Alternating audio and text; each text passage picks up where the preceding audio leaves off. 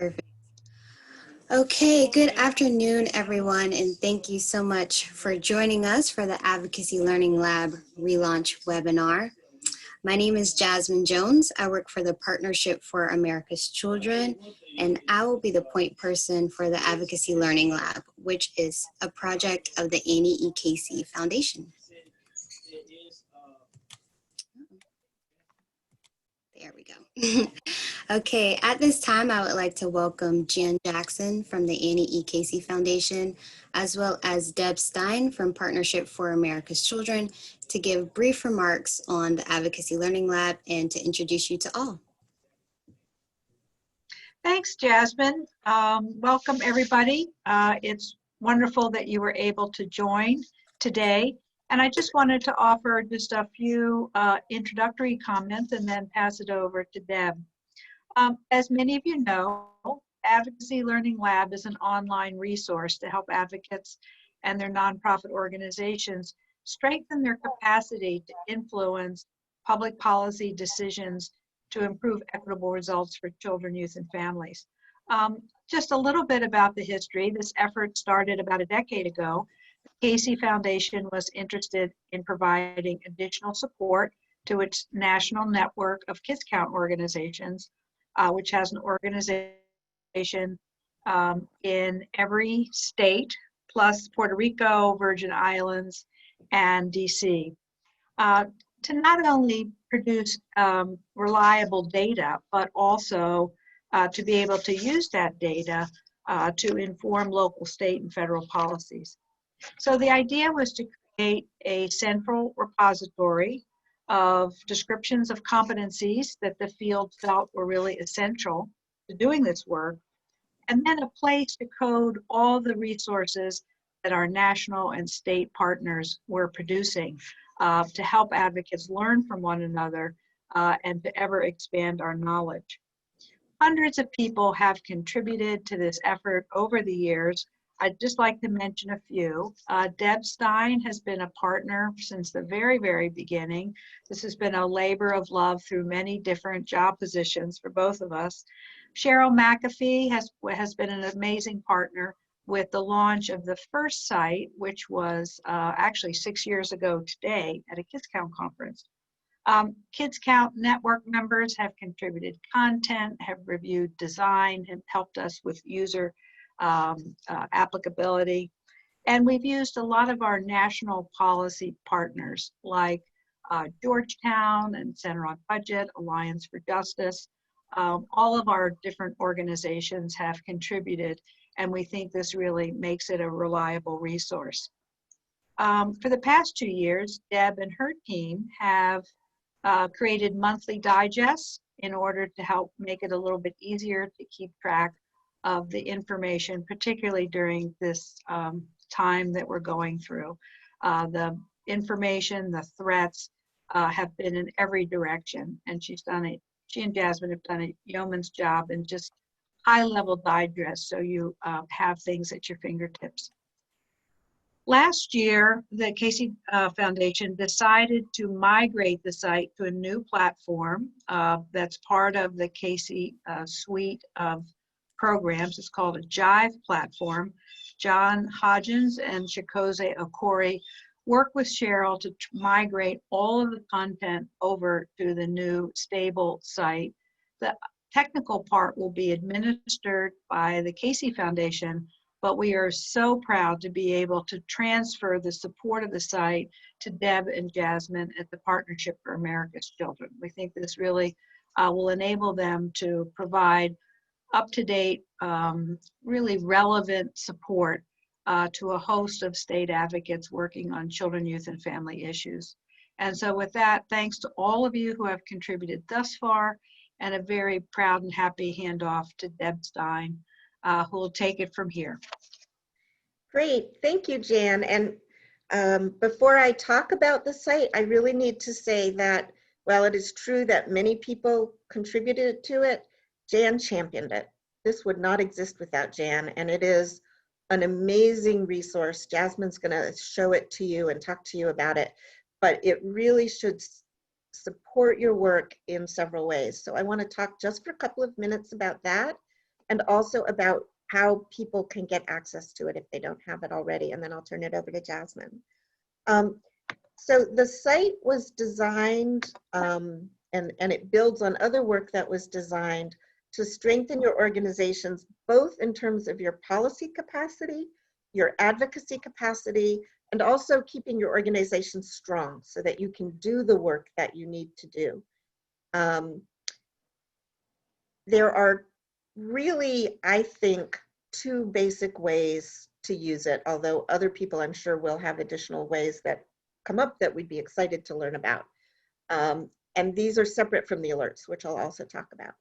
The first is that it is a great place to do research if you're trying to figure out how to tackle a particular issue or what the policy underlying something is. So let's say you have never written an op-ed before.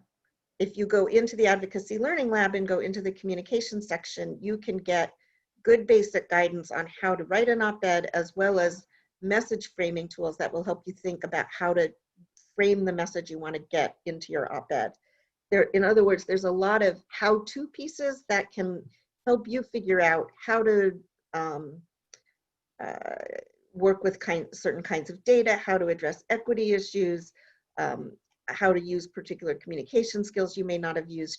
It is a great desk reference tool that you can turn to when you're trying to figure out how to do something. And it starts with, as Jasmine will show you, very basic explainers, and also includes some very advanced, sophisticated resources, and we're constantly adding to them.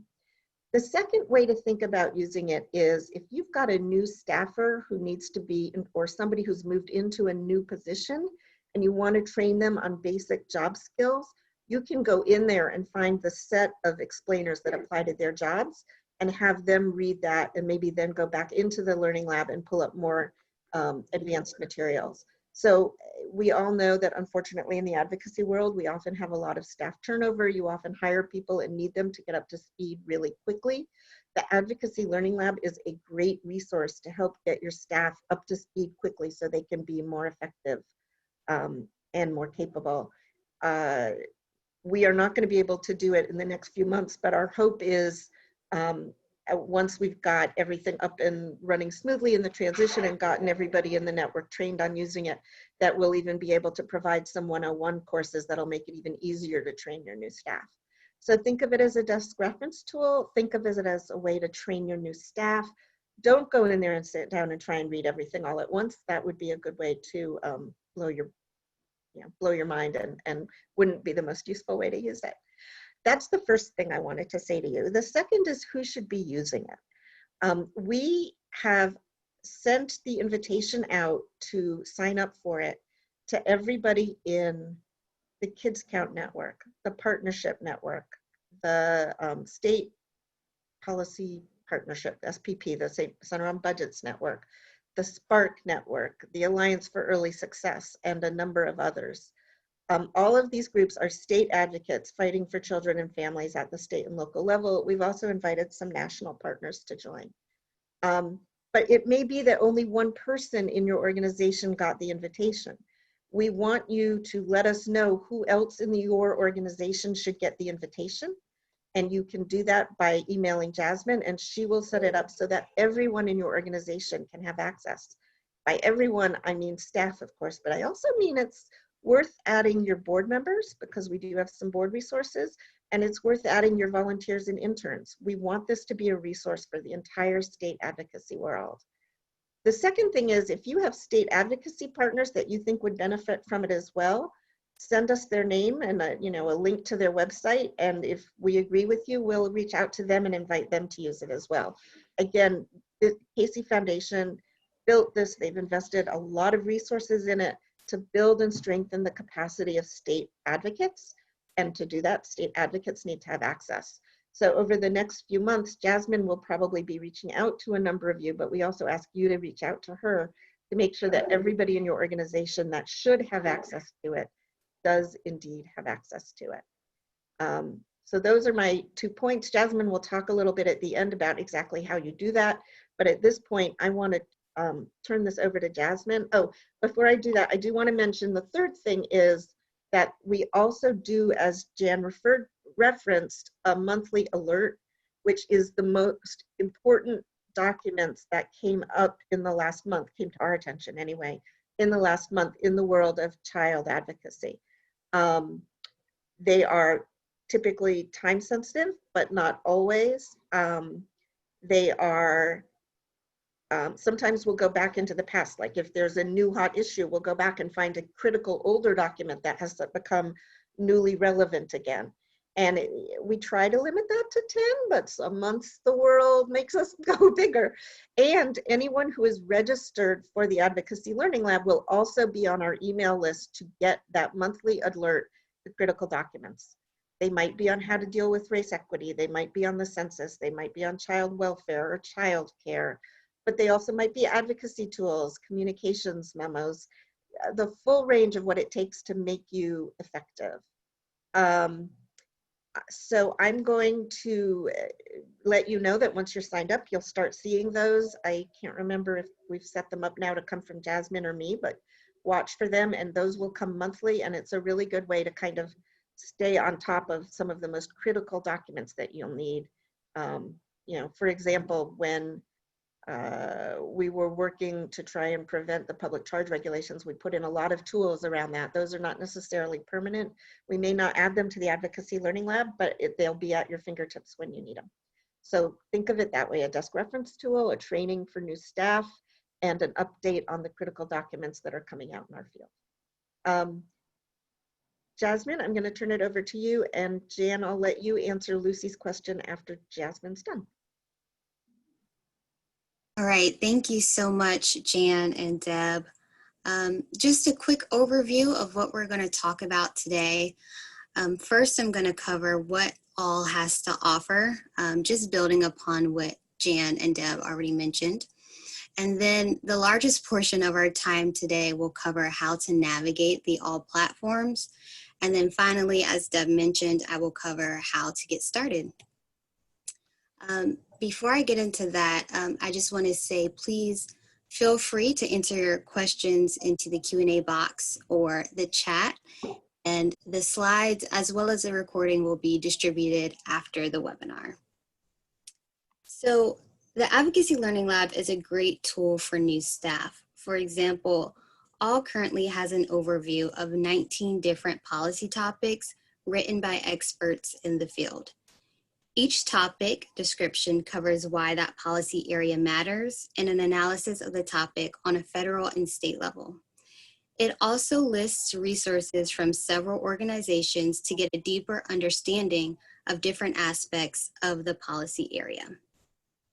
All can also be a resource for senior staff desiring a more in-depth analysis of strategic planning and organizational development. You can share resources from the database with coalition partners or board members to increase awareness within your sphere of influence, building on the expertise of others in the field. Monthly updates are posted and emailed to all members with recent reports from the child advocacy field. Now, how to navigate all. The Advocacy Learning Lab has been updated to live on 2 platforms. One is for more of an overview, engagement with colleagues, and to receive timely resources. The other is more of a library of institutional resources. So for the first platform for community engagement, if you type community.aecf.org into your browser, this login will pop up.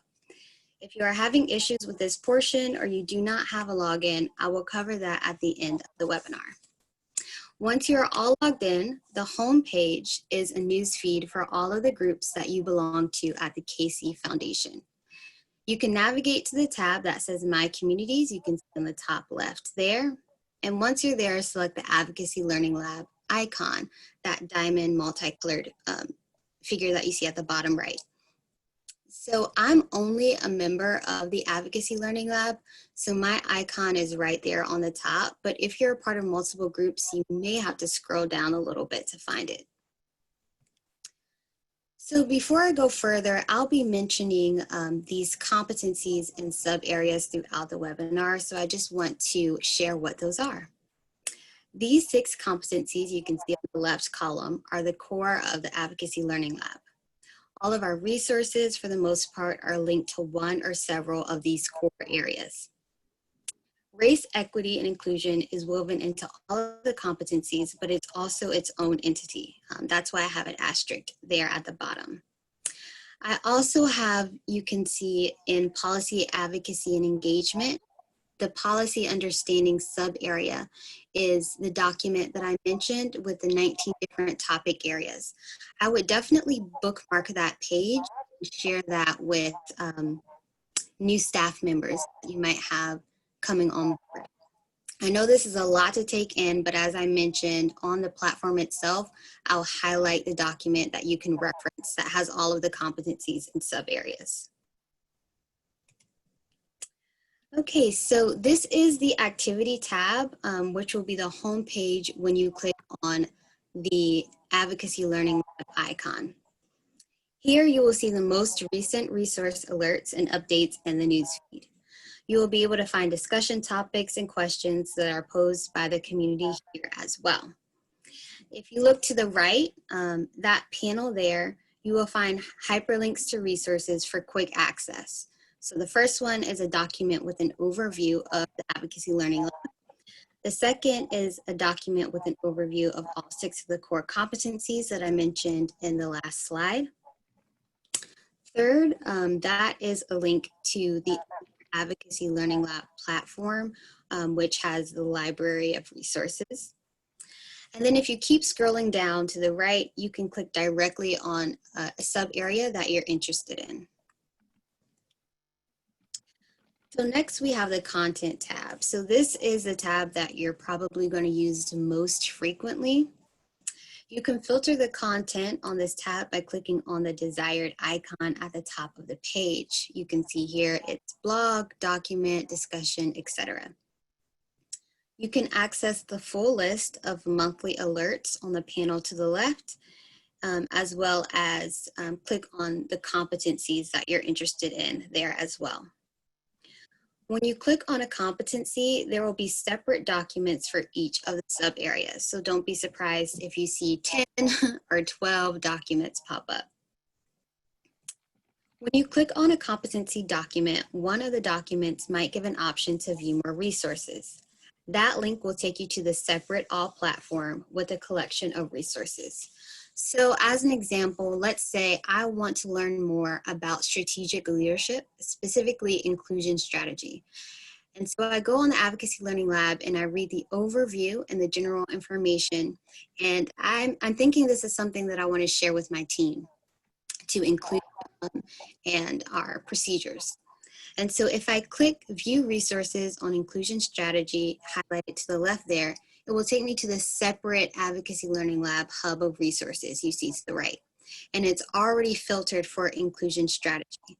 For this example, I want to look for if an organization already created a presentation that I can just grab information from to share with my team. Now, when I did this live, there were no presentations under content type, but there was a toolkit. And the toolkit had indicators for race equity that organizations can use to evaluate themselves by. So that's just a quick example of how you can go from general to specific using the Advocacy Learning Lab. Also, for each document, you can share with another member of all by clicking the share button you can see at the top right, or you can click view as PDF, download, and share with non-all members. And you can select other options here as well if you would like follow or bookmark. Moving on to the People tab, you can use this as a tool to search for a user or find contact information. When you click on someone's profile, you can see their email address and anything else that they shared. It is important to update your profile with a photo to increase community engagement and so colleagues can identify you. It's really easy to update your profile. All you have to do is click on that circle icon to the right of the orange bell. When you click that, you'll have the drop-down menu you can see in the box to the right and click Edit Profile. And for those who I have not had the pleasure of meeting yet, this is me, Jasmine Jones. Next is the Events tab. So this is where you'll be able to see any upcoming webinars that are shared on the All community. You can also add a webinar by clicking that button to the left or to the top right. I do want to note that it's very important to select the Advocacy Learning Lab as the publication location. If you do not do that, then people will not see your webinar on this page or the calendar. You can view upcoming webinars listed on this page, or if you click View Full Calendar to the right, you can see it in Calendar View. And this picture to the bottom, you will see when you click the Add Event button, and it's just showing you that you should click Advocacy Learning Lab as the publication place. Okay. Oh, I just wanted to go over the action and notification options. You can start a discussion or ask a question to other all users by clicking the action button. Again, make sure to click the Advocacy Learning Lab as the place of publication for those as well. And then you can find the orange bell at the top right there. There you'll be able to view recent activity, check messages, or send messages to another all user. And that leads us to the top bar that you see here. This top bar coincides with the larger CASE platform. Home will take you to the community cafe where you will see your news feed from all of the CASE groups that you're a part of. You can also view activity from other users in the community cafe here as well. You can navigate to all by pressing the My Communities tab, as was demonstrated earlier. That Help tab will help you troubleshoot technical questions that you have with the community cafe specifically. And then you can click that search icon to the top right if you want to look up keywords and filter by content, people, or place as well. And then you can also filter by other categories that you'll see. As a reminder, there are two ways to engage with all. The All platform for overview and engagement is what we just reviewed. And now I will go over the resource library. So you can get to this resource library either by clicking on that link that I highlighted on the activity tab on the other platform, or you can insert all.aecf.org. Once you log in, you will see this page. If you click the enter button or search by filters, it will allow you to view all 1,310 resources that are currently stored on this platform without any filters. If you would like to enter a key search word, you can do so on the initial landing page here, or once you enter the site at the top here. You will be able to refine your search by selecting one of the 6 competency areas as well as sub areas, and then any of the other filter options there to the left. Unfortunately, you can only choose one option for all of the filters except competency area at the moment. There will be a short description for each resource. Some documents allow you to preview the resource before selecting it. So you can see, for this example, the show preview is on the bottom left. When you find a resource that you're interested in, you can download or share the document by clicking the relevant option within the resource box. So you can see the bottom here, download and share document.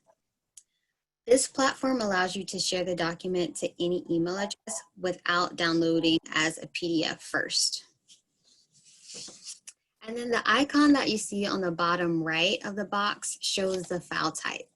If the resource is a link, it will have an icon that looks like a connected chain. It will take you to a separate site when you click on it. The copy link and save as favorite option you see on this page at the top captures everything that is listed in your search. So if my search resulted in 5 resources, that whole list would be saved as a favorite or copied in the link. A little bit more about the save as favorite option. You can name the resource or resources that are listed and access that list by clicking the favorites button at the top of the website. So that's here. This tab will also show documents that you shared via email. So if you click the Home tab, which is what I did to get back to this page, and then click that Visit All orange button you see to the left, it will take you to the other All Community platform. So they're pretty easy to navigate to once you're logged into one already. Now I will do a quick overview of getting started and contact information. Please feel free to reach out to me for anything outside of tech questions. And if you cannot find the email for tech support, go ahead and email me and I'll be happy to connect you to the right team. As far as joining all, there are 3 separate avenues. First, if you are already in our system for all and you are a part of Casey's Community Cafe platform, then the all icon should appear when you click on the My Communities tab. Second, if you are already in our system for all, but you are not a part of Casey's Community Cafe platform, you should have an email in your email box from Annie ECK with your activation link, and that was sent on September 15th. Third, if you are not in our system for all, you can self-register, and you can email me for specific instructions on self-registering. And if you have any questions or would like to refer others to all, please email me for that as well. And then also, I just want to highlight this last point that I have here on submitting state reports and resources. If you think that there's something you would like to share on a state level or something that you saw on a federal level that you think will be important to include in those monthly updates, or even on the resource hub itself, feel free to email me with that resource so I can look over it. And with that, Jan, Deb, and I will be happy to take any questions at this time. Deb, do you mind looking at the chat and sharing any questions that came in? Sure. So Lisa Daughtry Weiss just said, if we have resources or an upcoming webinar about protecting voting rights, would it be appropriate to share this information here? Thanks. And Jasmine, I'll let you respond to that because the inquiry should go to you. Yes, absolutely. Thank you so much for that. So you can upload the webinar itself to the Advocacy Learning Lab platform, that first one that we looked over. And so everyone in the community can view it. And then for the resource, you can send that to me at jjones@foramerica'schildren.org. I'll go ahead and put it in the chat as well, and I can look over that. So thank you for bringing that to my attention. So we also have a question from Lucy Resio about the cap in regards to organizations we're inviting to have access to this resource. We don't have a cap on the capacity of the system as far as Jan and I know. But at the same time, I do think that it is really best used by people who are doing state level advocacy or who need advocacy tools. It's going to be kind of an overwhelming resource, I think, for say a childcare provider who is just trying to figure out how to place a call to their legislator.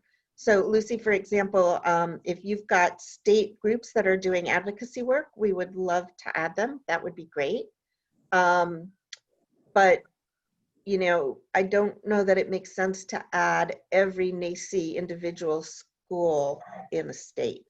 On the other hand, if you had a school that was doing a lot of advocacy work, we certainly could add them. It's not a restriction. It's just that we don't want to overwhelm people who are not really doing a lot of advocacy. What I would suggest you do is get on there, play with it a little bit, and then come to Jasmine and me with a suggestion for who you think could really benefit from it in your network. We want to get it to everybody who can benefit. We absolutely want to do that. But I think for people who really do advocacy once or twice a year, it may not be the most useful tool for them. And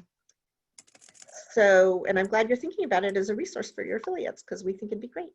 Then we have a question from Meredith Martin. If we signed up for this webinar, are we automatically registered for the Advocacy Resource Lab? Jasmine? No. So if you signed up for this webinar, it would be a separate process that you would have to go through. So if you have questions on if you're already in our system for all, you can go ahead and email me and I can check that for you. If not, I'll send you the information to self-register. But to answer your question, no, that does not register you for the Advocacy Learning Lab. And I'm going to follow up with Stephanie Geller's question before I go back to William Dent.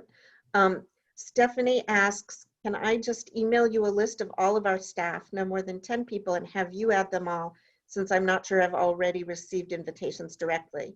I assume that there are resources appropriate for policy, finance, communications, and admin staff.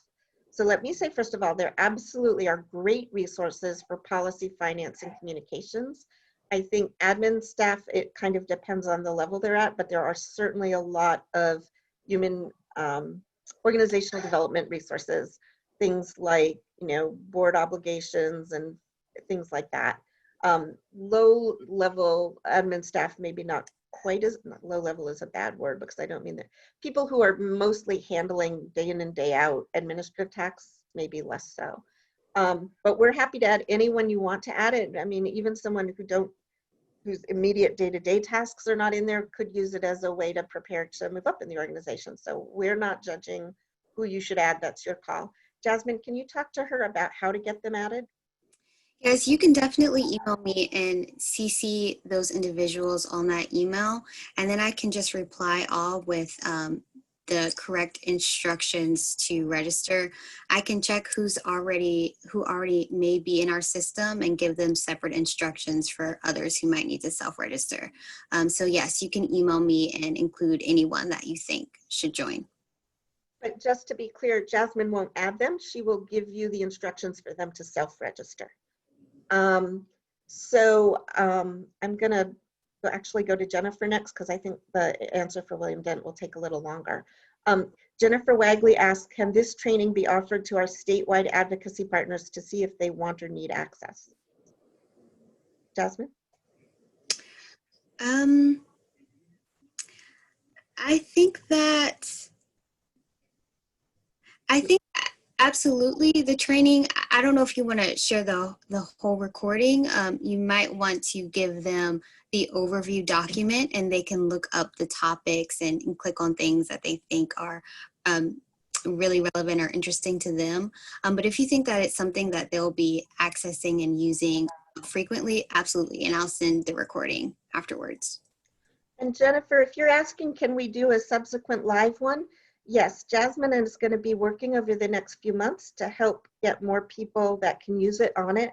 And I think we'll be doing future live webinars. I don't know that it makes sense necessarily to do one just for Oregon, but the next time we do one, we can extend an invitation for you to invite your statewide advocacy partners to join the webinar as well.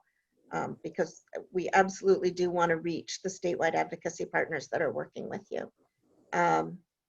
I'm going to go to William Dent's question, which is, he just slipped off my screen because we got more questions. Help me understand the points and badges concept. Jasmine, can you answer that? Yes, and Jenny might have more to add to this. This is definitely an Annie ECK benefit for that website. My understanding of it is the more that you engage in the website and the more that you, let's say, bookmark something or you follow somebody or just interact with the website, the more badges that you receive or the more points that you receive. So if you log on to the website daily or just frequently, then you'll receive a lot of points. And then you get cool notifications that people can see, which is fun. I'm going over to our Q&A where people are also asking questions, which is great. We have a question from Robin Delaney Shabazz. How do additional information resources get added to the All library? For example, can users submit resources for inclusion? Jasmine? So you want to submit any resources that you think should be included in the resource hub to me, and then I can go ahead and upload it with all of the relevant background information and tag it to all of the necessary things that it needs to have. So you can send that to my email account. And I'm going to ask Kimberly Eckerd's question next, because it really does follow up on that question. What is the source of the content in the Advocacy Learning Lab? Is it primarily other users contributing, or the materials developed specifically for this platform? Again, Jasmine, I think that's still for you. So it's existing reports. So some of them are from CBPP, some of them are from CLASP, just different organizations who have reports that we thought would be helpful for institutional knowledge for this group or for this field. So there are some reports by the Annie ECK Foundation, and I mentioned in one of the examples that they had as a project with one of their partners. But to my knowledge, and Jan, you can correct me if I'm wrong, it's not specifically for this platform. And just add a clarification in terms of the descriptions of the competencies themselves. Deb Stein wrote a lot of them for the various aspects, particularly organizational development. We had Bill O'Hare and Flo and folks in the Kids Count organization and the network write a lot of the static data competencies. We relied on a number of our communication grantees, frameworks, and others to write some of the core strategic communication descriptions. So the descriptions, we relied on the folks that Casey has funded at the national and state level, both nonprofits as well as our technical assistance providers, to describe the basics. In terms of the resources, it really began with all the different organizations, the entire national and state policy infrastructure that Casey has funded for 10, 20 years. So as Jasmine said, we wanted a place. We know that busy advocates don't have time to look at CLASP and Center on Budget and Georgetown and CAP and all the different national organizations that are pumping out the data, the analysis, as well as kind of the core studies. So by tagging the documents that would already be produced, it enables you to go back and that knowledge is not lost. Similar to the knowledge that is produced when state advocates work with technical assistance providers, develop innovation. We pay the TA provider and the organization to write up something that describes the innovation so that the help goes further and you don't need to keep paying for the same help over and over again. And, because it's a Casey site, all the Casey publications are in there. In the area of strategic leadership, we relied a lot on the enormous body of knowledge being generated through 25 years of doing results count leadership. So there's about 40 results count apps and reports and all kinds of how-tos in the strategic leadership section. So it's all been vetted by Casey up until this point, and all that vetting will now transfer to Deb and Jasmine with our support as needed. So I'm going to do a follow-up question from Eileen Espejo. I mean, it wasn't meant to be, but it is a really helpful follow-up one.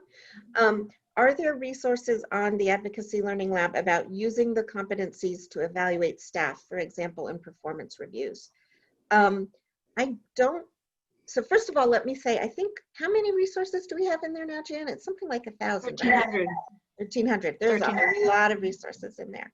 So I don't know the answer to this one off the top of my head. But I am not aware. There should be material in there around performance reviews. I don't believe that we have information that specifically ties performance reviews to the competencies. I'll add one historical. We didn't mention this in terms of the history. Originally, the Learning Lab was a companion to an effort where we invited all 53 Kids Count organizations to self-assess themselves as an organization. And using Adalia Fernandez, a community wealth partner, each Kids Count organization would then receive a private profile of where they were strong, where they needed help. And the lab was a place where they could go to get help for themselves without the foundation being involved. We just thought, why ask people to assess themselves if you can't immediately direct them to the best knowledge that we have? So that was part of the original intent. So it was meant as an organizational assessment rather than a personal assessment. So I think that, as Debbie and Jasmine just said, there is a section in the organizational development on staff evaluation that has a lot about executive transition, how to evaluate staff, templates, examples, and things of that sort. But we never encourage this to be used as an individual assessment per se, more just professional development. Now, having said that, I do want to comment more generally on what you do if you don't find what you want. And the answer to that is you reach out to Jasmine. First of all, as the person who is supporting it, updating it, working with it regularly, she may be able to find it if you haven't been able to. But secondly, if there's something you really need and Jasmine, and it's not there, one of our responsibilities is to try and find it and get it for you and get it uploaded so that we do, make sure that it is as useful a tool as possible for you. So if you, while I don't think, as Jan said, that we have anything specifically tying about performance evaluation to competencies, if you needed, for example, a good model of a performance evaluation for somebody who did government relations, we would go looking for it if it's not on the website, and we would both post that and share it with you. So if you need something, go there first. If you can't find it, ask Jasmine and she'll either find it for you online or see if we can find what we think is a competent response offline and then add it. And I'm not sure, really quickly, I'm not sure if you can see my screen. Can you see my shared screen? Right now, what I see, this is interesting. I see your face big, but I see your screen small. So hopefully everybody can pull up a page that says,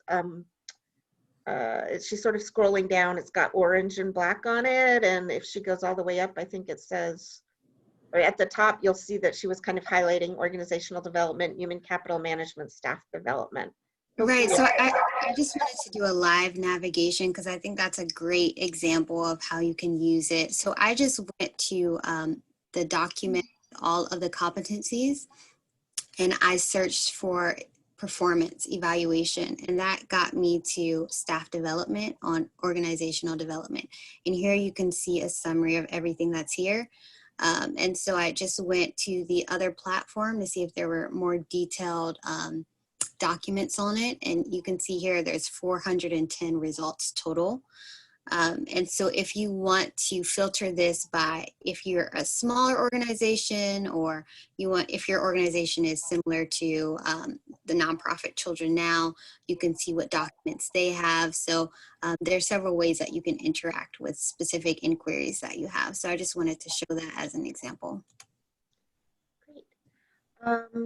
So we have some more questions.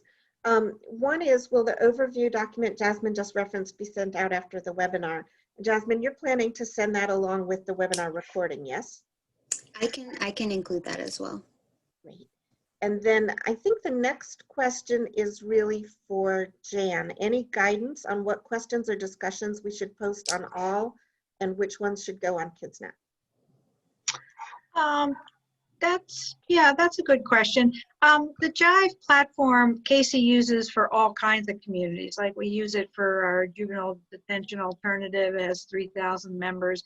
So we have a bunch of these, and the JIVE platform, as Jasmine mentioned, has bells and whistles like, badges and likes and things of that sort, if the community wants to use it. But so it is totally up to all of you, and it will all be managed by Deb and Jasmine. It will evolve the way you want it to evolve. we had always hoped for the child advocacy community that there would be an integrated KidsNet and all. It was hard to do on the other site, so that didn't work so well. You know, we will keep KidsNet, Casey will keep KidsNet open, since that's really the main social bulletin board and communication site for getting information from the foundation to the field and for the field to talk to each other. So you all drive what happens. Then there's no editing on Casey's part with this. Deb and Jasmine will determine, you know, what goes on the calendar and what information gets vetted and who talks about what. Our commitment is to maintain a, you know, an IT platform that's functional. You know, if people have trouble logging in, we commit to helping them solve those access problems. But by transferring this over, it's really, it now belongs to all of you. And we just, you know, go forth. There's no limit to how many people can be added into, you know, how this evolved. It was really meant to be open source and to democratize the phenomenal amount of information that is there to make your job easier, and to allow, also we have obviously a hope that this allows a generational transfer to a new generation of advocates. There's so many powerful young leaders who are doing things in amazing ways. If they have examples they want to share with the field, they're invited to share. If some of this stuff can help them learn quicker, because you're not born learning how to lobby your state capital, particularly in these days. And so there's technical aspects. If this helps them do the technical work faster, that would be great. So it's really meant to, you know, make the learning process easier and work both ways. So the next question I think is for Jasmine. What formats are acceptable for resources we submit for upload consideration? Video files, audio files, PowerPoints, etc. Jasmine? So for the content type on the Library Hub, you can do PowerPoint, you can do PDF. I need to, if you email me a specific inquiry, I need to see if you can do audio file, because I'm not 100% sure about that. And even if not, if it's beneficial to include an audio file, I can get in contact with the tech team to see if we can add that. So I would say email me to make sure, but most of the resources are PDF documents. There's a few presentations as well. If you go in there, you can see what is listed as options.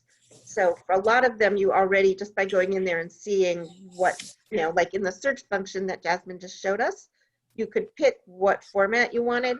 Any format that's listed there is also obviously a format we can upload.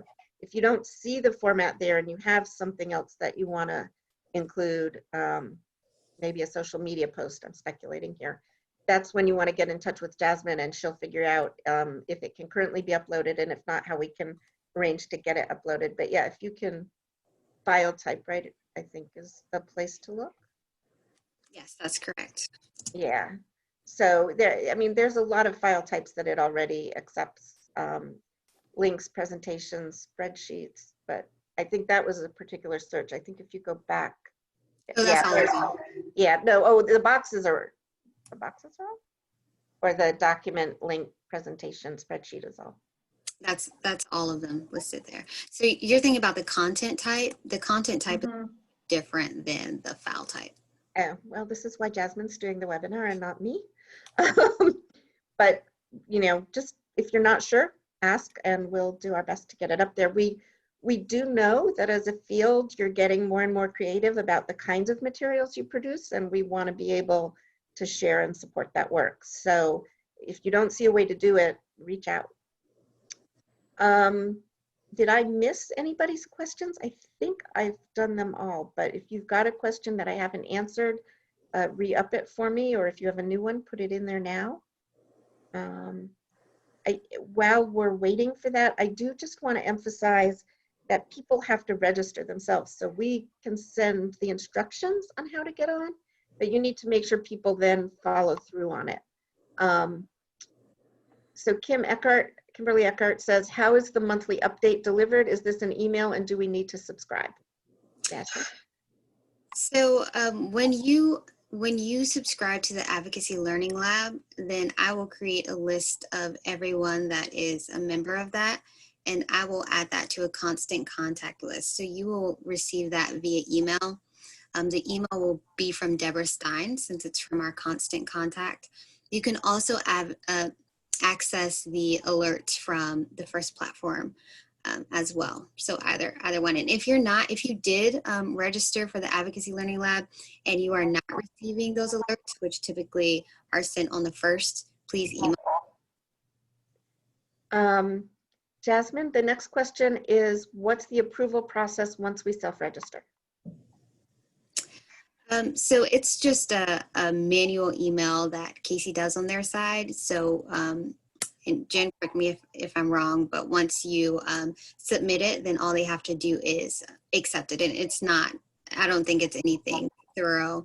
I didn't mean thorough. It's not anything where they would deny you. It's not a long process at all. And then Becky Belcourt, and I'm sorry, Becky, I don't recognize your organization, but you describe it as an affiliation of organizations in different locations. Can we have multiple people register and have access? If you're an affiliation of state advocacy groups, yeah, that's what we want. I mean, the whole goal is to get this tool into state advocates, and that's why we are encouraging you to reach out to your other staff and the groups that you partner with around advocacy. What I don't want to see is, you know, the person who makes one lobbying call a year get in there and be overwhelmed by it. But if you've got a group that's doing advocacy at the state level or the local level or the federal level, but it's really primarily focused on state and local, on a, you know, as a normal part of their portfolio, we absolutely want them to be able to access it.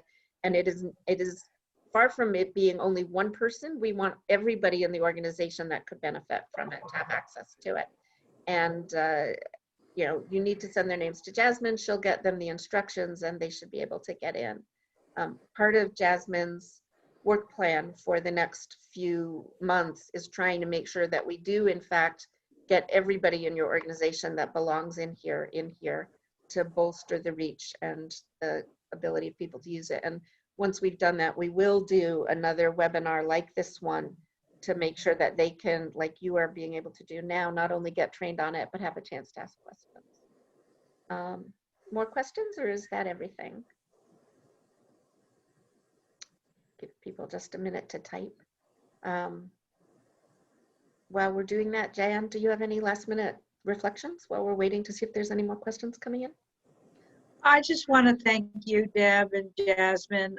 This is just the fruition of a lot of work by a lot of people, and I'm just so happy and proud, particularly at this moment in our country's history. I think we are all acutely aware that it's really going to be up to ordinary citizens using their power, their voice, reclaim our public systems and processes. And this tool was always designed to capture what the first generation of, you know, or the recent generation of child advocacy leaders knew that made them so effective, and enable that transfer to happen to the new generation. And I just am so proud of both of you for all your work and willingness to take this on and take it further. It's just, you know, make good things happen in our country because of this is one of many, many tools that ordinary people can use to do what's best for kids and families. So thanks. So I'm going to follow up on that. We did have a question earlier about publicizing webinars. Because our alert goes out typically on the 1st of the month, if you've got a webinar, try and get it to Jasmine before the 1st of the month so it can go in the alert and you can get the outreach there. We can still put in the link to the recording afterwards, but we aren't going to be sending out, you know, multiple emails a month, and we would like to share your webinars and other resources. So keep in mind that particularly for a live event, you need to get Jasmine notice of it, you know, before the last day of the month, so that we can get you the broadest possible audience. I'm not seeing any more questions, so I'm going to give you back 5 whole minutes to your day. which I think we all really appreciate those 5-minute breaks. Jasmine, thank you so much. You did a great job. And I hope everybody finds this useful and that you share it with your colleagues within your organization and your partner advocacy groups. And, go in there, use it. Let us know what worked for you. Let Jasmine know what worked for you. Let Jasmine know if you ran into problems. Let Jasmine know what wasn't there that would be helpful. Because really this first set of months, now that it's up and running again, is both expanding access and, dealing with any glitches. And the more feedback we get, the better tool we can make it to support you. But when we've played with it, it looks pretty good and pretty clean, but until we have a lot of people in there, we can't actually be sure of that. So, Jasmine, any last words? I think you covered it. Thank you so much for joining us again. I'm really excited to work with all of you. Hopefully I'll get to talk to you individually and learn more about what you're doing in your state and what you're doing in your field. I know it's all great things, and I know there's a lot of work ahead, as Jane mentioned, especially right now. But I just want to thank you all for joining. Have a wonderful day, everyone, and we'll stop the recording now.